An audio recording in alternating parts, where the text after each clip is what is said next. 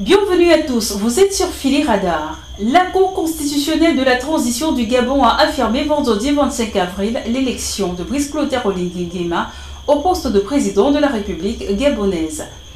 Selon les résultats définitifs annoncés par la Cour constitutionnelle de la transition, Brice Clotaire Oligui Nguema, président de transition du Gabon, a remporté l'élection présidentielle du 12 avril avec 94,85% des voix. Le président de la Cour constitutionnelle, Dieudonné Abaowono, a fait cette proclamation lors d'une cérémonie plénière, affirmant qu'aucun recours n'a été signalé.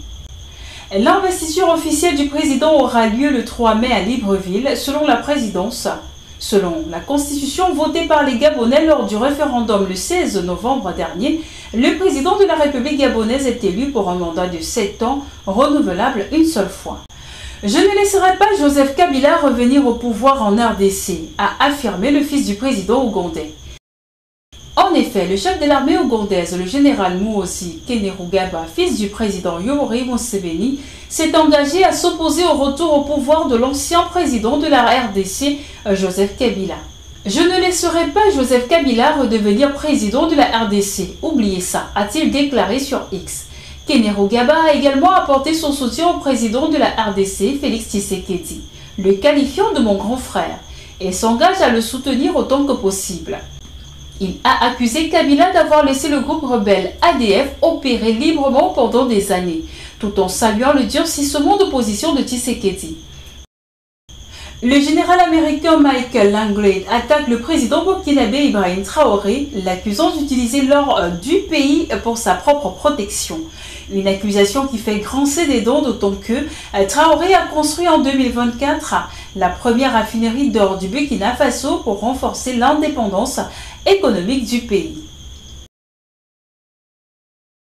Les autorités tunisiennes ont de nouveau démantelé jeudi 24 avril 2025 des camps de fortune de migrants originaires d'Afrique subsaharienne installés dans des oliveraies dans le centre-est du pays sur fond d'accélération des retours volontaires de personnes migrants dans leur pays.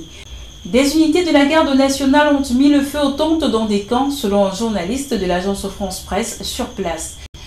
Quelques 2500 personnes en situation irrégulière ont dû quitter les lieux à Nchir, Al-Khani, dans la localité d'El Amra, a affirmé Houssem Eddine Diabelli, porte-parole de la garde nationale. C'est la stratégie de l'État que la Tunisie ne soit pas une terre d'installation ou de transit pour les migrants illégaux. La Tunisie se coordonne avec les pays de départ, d'accueil ainsi que les ONG internationales pour assurer le rapatriement volontaire, a-t-il précisé à la presse. Une vingtaine de milliers de migrants selon les autorités arrivés par vagues depuis 2023 dans les environs des localités d'El Amra et d'Ebenyana avaient érigé des tentes dans des oliveraies après avoir été délogés pour beaucoup de la grande ville proche de Sifax. La cohabitation a été difficile avec les habitants, donc beaucoup dénonçaient l'occupation des cultures. Des premiers camps avaient été évacués début avril après une virulente campagne anti-migrants sur les réseaux sociaux. La Tunisie est un point de passage clé pour des milliers de migrants et réfugiés d'Afrique subsaharienne désireux de rejoindre les côtes italiennes. Et c'est ici que nous refermons cette édition d'information. Merci de l'avoir suivi.